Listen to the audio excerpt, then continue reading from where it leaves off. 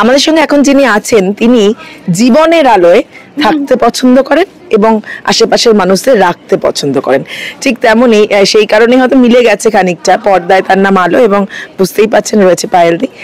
পায়েলদি কেমন আছো আগে বলো? আমি খুব ভালো আছি অর্পিতা, আর তোমাকে এবং তোমার টিমের সকলকে happy new year. Happy new year. একদম, যে সবসময় হাসি মুখটা দেখি এর জন্যই বললাম যে আলোতে থাকতে পছন্দ করেন। কিন্তু একটা কথা, আমরা তো তোমাদের বিশেষ করে বা ধারাবাহিকের চরিত্রেও তার আলো মানে তার দেখতে পাই যে সে অন্ধকার থেকে কিভাবে আলোতে আসছে, আমরা তোমাদেরটা জানতে পারি না। সেই অন্ধকারটা সবার জীবনে যেমন আছে, সেটা কাটিয়ে কিভাবে আলোর মতো আসে, মানে কিভাবে আলোর মতো কাটাতে পারে পায়েল, সেটা একটু শুনি। সবাই মনে করে যে আমাদের জীবনে কোনো ডার্ক সাইড হতে পারে না, আমরা ভীষণ সুখী। হ্যাঁ, আমরা সুখী, কিন্তু অনেক সময় হয় আমরাও ভেঙে পড়ি, কিন্তু সেটা পর্দার ওপারের মানুষগুলোকে বুঝতে দিই না, কারণ আমরা সবসময় হাসি মুখে থাকি। বাট ওটা একটা আলাদা পার্ট, ঠিক আছে, ওটা ম্যানেজ হয়ে যায়, ওটা করে ফেলতে পারি। এখন অভ্যেসও হয়ে গেছে যে অফ স্ক্রিন অন স্ক্রিন এই সুইচ অন সুইচ অফটা আমরা করতে শিখে গেছি। ওটা বয়সকালে আরো বেড়ে যায় হয়তো। সেটাই, মানে তুমি বলছিলে সহ্য ক্ষমতা আলোর মতো নেই, কিন্তু হয়ে যাচ্ছে ধৈর্যটা আগের থেকে অনেকটা কমে গেছে। আর মেরা খাওয়ার পর কি হয় আমি জানি না, এই চেঞ্জেসটা হয়তো মাদের মধ্যে আসে, কারোর অনেক পেশেন্স বেড়ে যায়, কারোর পেশেন্স লেভেলটা একটু কমে যায়। আমার হয়তো একটু কমের দিকে যাচ্ছে, আমি চেষ্টা করছি আলোর থেকে সেই শিক্ষাটা নেওয়া, যে আরো আরো আরো পেশেন্ট হও। একদম পায়েলদি, বাস্তবে তো অনেকগুলো চরিত্র, মা, নিজে একজন মানুষ, নিজের আইডেন্টিটি, অভিনেত্রী, স্ত্রী, মেয়ে, কোনটাকে সবচেয়ে বেশি গুরুত্ব দাও, কোনটাকে দেওয়া হয় বা দেওয়ার চেষ্টা? এই মুহূর্তে মা, জীবনের সবকিছু একদিকে, মেরাক একদিকে, এইটা আমার কাছে এখন প্রায়োরিটি। আমার খুব খারাপ লাগে যখন আমি মেরাককে সময় দিতে পারি না কাজের জন্য, কিন্তু মেরাক একজন 5.5 বছর বয়স, ওর ম্যাচুরিটি লেভেল অন্য লেভেলের। ও আবদার করে যে মাম্মা তুমি যেও না, আজকে বলো কাজের জায়গায় ছুটি দিতে। আমি যখন ওকে বলি এটা সম্ভব নয়, আমি যা করছি আমি তো কাজে বেরোবো, তবে তো আমরা এখানে যেতে পারবো, তবে তো আমরা এটা করতে পারবো, ও কিন্তু সেটা বোঝে। এবং আমি ওকে বাড়িতে রেখে এসেছি, ও যখন 7 মাস বয়স, তখন থেকে আমি কাজ শুরু করেছি। 7 মাস বয়স, তো এই যে আবার দ্বিতীয় অধ্যায় শুরু করা, সেই সময় বা তুমি মাঝেও বিরতি নিয়েছো কখনো, পর কাজ সেটাও করনি, সেটা বোধহয় খুব সচেতন ভাবে, এবং ভয় পাওনি কখনো? যে আমি কখনো ভয় পাইনি, কারণ আমার ক্রাফটের ওপর আমার ভীষণভাবে বিশ্বাস আছে।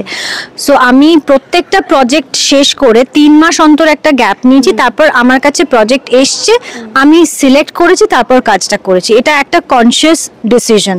আর যখন আমার বেবি হয়েছে তখন আমি পার্শ্ব চরিত্রে এই জন্যই গেছি যে আমি মেরাককে সময় দিতে পারি। এই যে এত কথা আলোকে শুনতে হয়, পায়েলদিকে শুনতে হয় যে জীবনে, এবং সেটা উত্তর দিয়েছে আলো, অনেক সময় চুপচাপ থাকে, আমিও সাইলেন্টলি উত্তর দিই। আমাকে কথা শুনতে হয়েছে বিয়ে হওয়ার পরে, যে ক্যারিয়ার শেষ, তখন আমি বধূ কোনালো লাগলো চোখে করছি, তখন আমি বিয়ে করেছি। তারপরেও আমি অনেক লিড চরিত্র করেছি, সেটাও একটা উত্তর ছিল সাইলেন্টলি। যখন আমার বেবি হলো, বেবির পরে আমি কাজে ফিরলাম, তখন বললো আমি এই ধরনের চরিত্রই পাবো, পার্শ্ব চরিত্র পাবো। তারপর আমি পার্শ্ব চরিত্র করেছি, সেই কারণটা তখন কাউকে ব্যাখ্যা করিনি, আমার মনে হয়েছে আমি করেছি, আমার চরিত্রটা ভাল লেগেছে, কমিক্যাল, আমার কাছে চ্যালেঞ্জিং।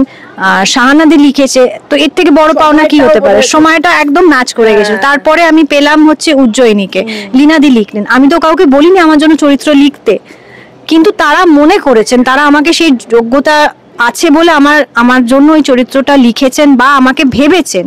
আমার জন্য হয়তো লেখেননি, কিন্তু আমাকে ভেবেছেন, এটাই আমার কাছে পাওনা।